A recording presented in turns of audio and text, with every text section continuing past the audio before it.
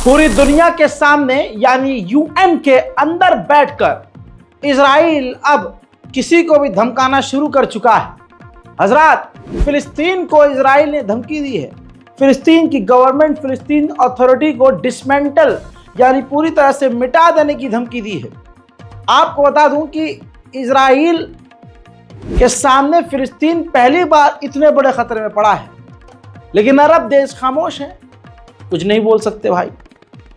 अब बोल ही नहीं पा रहे हैं क्योंकि बिस्तर पे खुद यहूदी औरतें लेके बैठे हुए हैं वो लोग।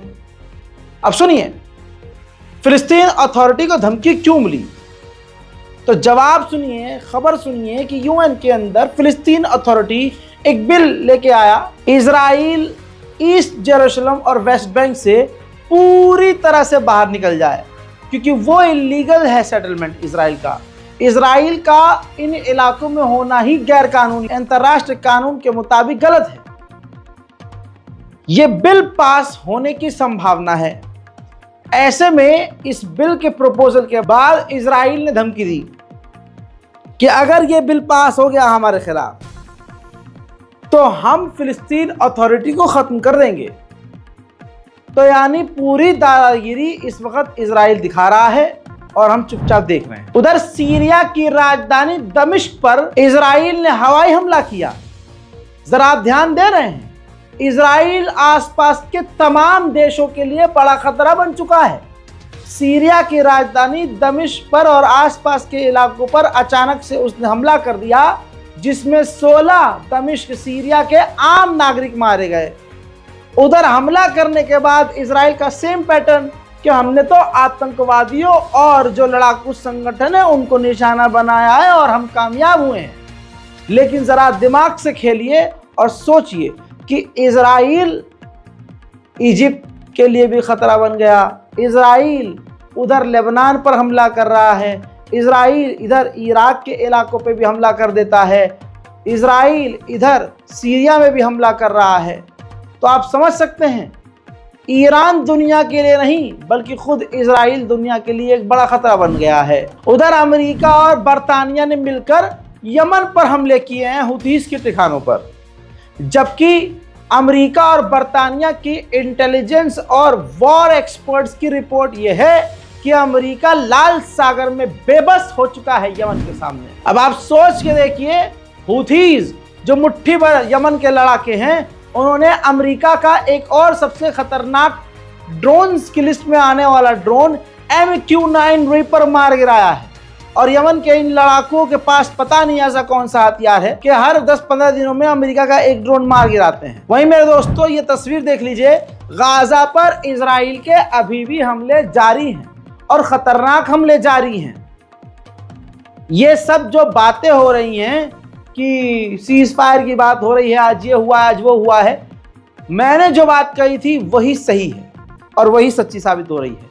ये जो डील की बातचीत हो रही है, ये सिर्फ टाइम खराब करने वाली बात है। अमेरिका ये नौटंकी इसलिए कर रहा है ताकि इजराइल को और टाइम मिल जाए कि वो लंबे समय तक गाजा के अंदर तबाही मचा सके। अब अगली तस्वीर देखिए, ये इजराइल के अंधभक्त जो यहूदी सेटलर्स हैं फिलिस्तीन के इलाकों में, अलग अलग इलाकों में इस तरह से झुंड में निकल रहे हैं और रात को फिलिस्तीनियों के घरों पर हमला कर रहे हैं। जब गज्जा के अंदर इजराइल की सेना घुसी तो स्कूलों को उड़ाने के लिए इजराइल ने इल्जाम लगाया कि स्कूल्स के अंदर उनकी बिल्डिंग्स में आतंकी संगठन हैं। जबकि अब खुद आप सामने तस्वीर देख लीजिए कि इजराइल के ही जो फौजी हैं वो स्कूल के अंदर हथियार लहरा रहे हैं, स्कूलों को ख़त्म कर रहे हैं। और इल्ज़ाम इस तरह का खुद उल्टा चोर कोतवाल पर लगा रहा था। गज्जा के अंदर हर दिन एक खौफनाक कहानी है। जवान बेटी इजराइल के हमले में बमबारी में घायल हुई और जल गई बुरी तरह से, और वो मारी गई। बूढ़े बाप का दर्द हम तो नहीं समझ सकते, लेकिन दुआ ज़रूर करेंगे कि गाजा की हालत जल्द से जल्द ठीक हो। सुनिए, طعمناها وخبزنا عصاج وطعمناها وفطرنا ولا القيامة قايمة، الدبابة خش على المدرسة والجرافات كذا. كيف سبحنا، كيف طلعنا، مثل معاقة مش قادرين لا نشيل حالنا، وبتعرف انك مقعد يكشرنا. قلنا اليهود طلعونا برا زي كل مره زي ما عملوا في المدرسه هذه. هناك اجوا ما خلوش حاجه، لا اخضر ولا يابس. حرقوا خيام، حرقوا الخيام، حرقوا البنادمين، خلوش ولا حاجه. حتى كانت الي بنت حرقوها حرق وجربوها تجريب معاقه 34 سنه مرميه. ما خلوش لا اخضر ولا يابس. حرقوا البنت. उधर आप समझिए कि 83 वर्कर्स जो हेल्थ वर्कर हैं, जो ह्यूमन राइट वर्कर्स हैं, इजराइल 83 वर्कर्स को, एक्टिविस्ट को गज्जा के अंदर कत्ल कर चुका है और सैकड़ों घायल हैं अभी भी। वहीं इजराइल की हकीकत ये भी जान लीजिए कि इजराइल ने सिर्फ अगस्त के महीने में 16 स्कूलों पर हमला किया और एक महीने के अंदर, पिछले एक महीने के अंदर इजराइल ने 16 स्कूलों को उड़ा दिया, बिल्कुल खत्म सपाट कर दिया। वहीं ताज़ा तस्वीरों में ये मंजर देख लीजिए, इजराइल की जो फौज है और इजराइल के जो सेटलर्स हैं बैतुल मुकद्दस में जा रहे हैं और इजराइल की फौज जिन्हें जाने दे रही है, लेकिन मुसलमान मस्जिद अल-अक्सा में नहीं जाने दिए जा रहे हैं इजराइल की मिलिट्री के द्वारा। उधर बड़ी मुश्किल से यूएन ने मना समझा और अमेरिका इजराइल को रिक्वेस्ट करके गज्जा के अंदर एक बेकरी खोली है। तस्वीर देखिए, जी हाँ, और उस बेकरी को चलाया जा रहा है जिससे ब्रेड, रोटी और दूसरी सामग्रियां बनाई जा रही हैं। ऐसे में गाज़ा के उस बेकरी पर जो भीड़ है वो बता रही है भीड़ गाज़ा के लोग कितने भूखे हैं। उधर नॉर्थ ईस्ट गाज़ा में तस्वीर देख लीजिए, ये मस्जिद का मलबा है। इजराइल की खतरनाक बमबारी में यह मस्जिद एक और शहीद हो गई। वहीं गाज़ा के बचे कुछ मकानों को बिल्डोजर के जरिए, सबूत आपकी स्क्रीन पर है, बिल्डिंगों को इजराइल की सेना तोड़ रही है और यही काम फिलिस्तीन में भी इजराइल कर रहा है। हेब्रोन जो है वो फिलिस्तीन का इलाका है, फिलिस्तीन का एक एरिया है। वहाँ पर इजराइल की सेना ने हेब्रोन के इलाके को पूरा घेर लिया है और जो बच्चे सुबह स्कूल जा रहे हैं उनको भी इजराइल की चूड़ीदार फौज जाने नहीं दे रही है। देखिए, صباح الخير يا شباب. الشرطة جانا في ام التالي، صرامين جايين على الصبح، الله يسعد لهم صبر. हस्बी अल्लाह व निअमल वकील। उधर ये तस्वीर बहुत खौफनाक है। ये गाज़ा की नहीं, ये फिलिस्तीन के वेस्ट बैंक की है। वेस्ट बैंक में छत के ऊपर इजराइल के कई स्नाइपर तैनात हैं। ये स्नाइपर दूर से ही किसी भी फिलिस्तीनी को गोली मारकर कत्ल कर रहे हैं। यानी वेस्ट बैंक का भी हाल अब गाज़ा जैसा हो रहा है। उधर नॉर्थर्न और साउथर्न गाज़ा दोनों इलाकों में इंटरनेट, वाईफाई, तमाम चीज़ें डिस्टर्ब हो चुकी हैं, बंद हो चुकी हैं।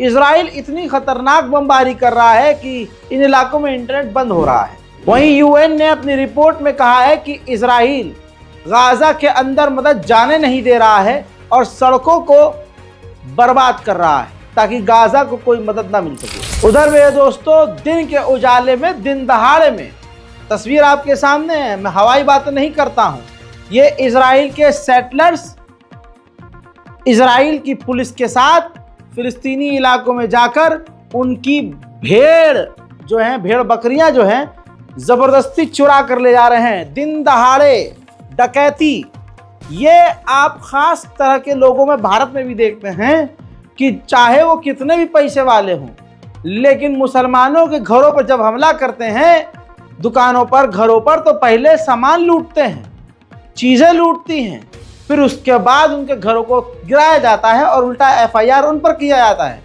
यही तस्वीर सेम इजराइल की आप देख रहे हैं। तो भारत के मुसलमान रिलेट कर सकते हैं अच्छे से। और बात तो हकीकत है, ससुरा इनका बाप तो कुछ बना नहीं पाया शौचालय के अलावा, और उस शौचालय में भी कोई मूतता नहीं है। कुत्ता भी उस शौचालय की दीवार पर मूतता है, अंदर मूतने के लायक नहीं है। उधर मुसलमानों के बाप दादाओं ने जो बनाया, चाहे लाल किला, चाहे जामा मस्जिद, चाहे ताजमहल, चाहे वो कुतुब मीनार, आज तक वो वैसे का वैसा ही है। इनके अब्बा ने बनाया मूत्रालय, उस पर मूतता कोई नहीं। हमारे बाप दादा ने जो बनाया उसको ये नोच चुके हैं, अपनी तरफ ले रहे हैं। हमारी मस्जिदों को अपना कर रहे हैं कि यहाँ फलाना था, यहाँ धमाका चीज़ थी, इसको ऊपर फलानी चीज़ बनाई गई है। तो ये वो ही करते हैं जिनको पता है कि हमारे बाप दादाओं ने कुछ नहीं किया, ना हमने जो बनाया है नकली बाप ये भी हमारे लिए कुछ नहीं कर रहा, तो फिर दूसरे की ज़मीन पर नजर जाती है। सिर्फ इसीलिए वक्फ बोर्ड के कानून में तब्दीली करने की भी भारत में उंगली कर दी गई है मोदी सरकार के द्वारा। वहीं अमेरिकी तुर्किश महिला जिसको इजराइल की सेना ने कत्ल कर दिया गोली मार के वेस्ट बैंक में ही, उसी फिलिस्तीन के वेस्ट बैंक में उनके नमाज जनाजा को पढ़ा गया और उनको वेस्ट बैंक में ही दफन किया गया। उधर इजराइल के नाजायज बाप ने अमेरिका ने कहा है कि इस महिला, ये जो आयशीन थी जो मारी गई हैं, कहा है कि हमें पता है कि इजराइल ने इनके कत्ल की जांच शुरू कर दी है और हम चाहते हैं कि इजराइल सही से जांच करे। अब आप तो वही वाली बात कह रहे हैं, समझिए अमेरिका का खेल क्या है। कत्ल मैंने किया तो मेरे ही हाथ में कलम दे के कह रहे हैं लिखो बड़ी ईमानदारी से कि तुमने कैसे कत्ल किया, और हाँ थोड़ा ठीक से लिखना। ये आप समझ रहे हैं क्रोनोलॉजी। कातिल से कह रहे हैं कि कत्ल तुमने किया है नहीं किया है, उसकी जांच रिपोर्ट बनाओ। अबे तो मैं तो बोलूंगा ये लिख के कि भाई मैंने कत्ल नहीं किया, लेकिन ये दुनिया को बेवकूफ़ ऐसे बना रहे हैं जैसे कि उनको यकीन है कि दुनिया बेवकूफ़ बनेगी हमारे कहने पे। पूरी दुनिया मुसलमानों की दुश्मन है। एक बात याद रखिएगा, भारत में सैकड़ों जो पत्रकार हैं, एक्टिविस्ट हैं, उन्होंने सुप्रीम कोर्ट में याचिका दायर की थी कि भारत सरकार इजराइल को हथियार ना दे, रोक लगाए। उसको सुनवाई तो छोड़िए, उस याचिका को पढ़ते ही सुप्रीम कोर्ट ने खारिज कर दिया। उधर हाल यह है कि 115 गज्जा में बच्चे इसी जंग के दौरान पैदा हुए और कुछ दिन बाद इसी जंग में मारे गए, यानी जिनकी जिंदगी और मौत जंग में ही खत्म हो गई। उधर इजराइल का मीडिया अब खुद इजराइल की गवर्नमेंट की पैंट उतार रहा है। बताऊं कि इजरायली मीडिया ने खुलासा किया कि ये 3 यहूदी इजराइल की ही बमबारी में, ये यहूदी कैदी हमास की कैद में थे और इजराइल की अपनी ही बमबारी में ये 3 कैदी मारे गए। और इजराइल की गवर्नमेंट को इस बारे में मालूम था, लेकिन इसको छापा ही नहीं, दुनिया को बताया ही नहीं गया, लेकिन अब बात लीक हो चुकी है। उधर अमेरिका ने इराक के ऊपर ड्रोन हमला किया है, क्योंकि इराक में जो संगठन है वो अमेरिका को भी निशाने पर ले रहे हैं। उधर गज्जा के अंदर 2 बड़े अस्पताल बंद होने की कगार पर आ चुके हैं, क्योंकि वहां पर अब फ्यूल खत्म हो चुका है। उधर इजिप्ट के विदेश मंत्री ने कहा कि इजराइल हर तरह का झूठ बोल रहा है और पूरी दुनिया में झूठ फैला रहा है, ताकि वो दुनिया को डिस्ट्रैक्ट कर सके और लंबे समय तक गज्जा में तबाही मचा सके। इस बारकोड का इस्तेमाल सिर्फ इसलिए कीजिए ताकि गाजा और फिलिस्तीन की मदद को हम आगे आएं। पिछले 2 दिन से ये स्कैनर, ये बारकोड काम नहीं कर रहा था, कई लोगों की कंप्लेंट है। लिहाजा अगर आप स्कैन नहीं कर पा रहे हैं तो नीचे आप बैंक अकाउंट डिटेल और IFSC कोड देख रहे हैं, आप सीधा बैंक अकाउंट में भी ट्रांसफर करके मदद कर सकते हैं। इस रिपोर्ट को शेयर कीजिए। हमारे इस चैनल रज़ाग्राफी अनस्क्रिप्टेड को सब्सक्राइब जरूर करें, ताकि आपको दुनिया की तमाम जानकारियां इस चैनल पर मिलती रहे। जय हिंद।